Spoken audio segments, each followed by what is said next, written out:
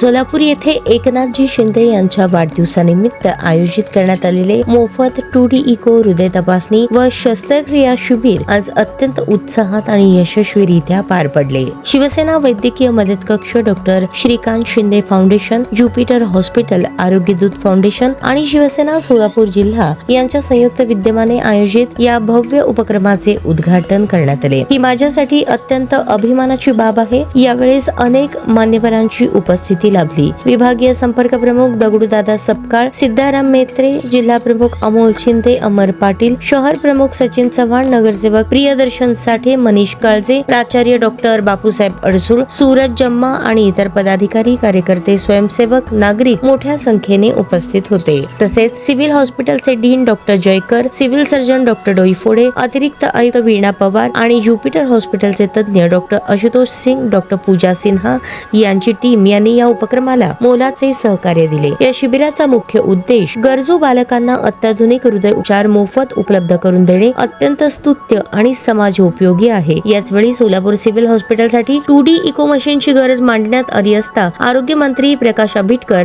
यांनी प्रस्ताव पाठवा, मंजूर करून देतो असे आश्वासन देत तत्परता दाखवली. गरजू बालकांना नवजीवन देणारा हा उपक्रम सोलापूर जिल्ह्यात यशस्वी ठरला असून सामाजिक बांधिलकी, जन आरोग्य आणि संवेदनशील नेतृत्व यांचा सुंदर संगम या शिबिरातून पाहायला मिळाला.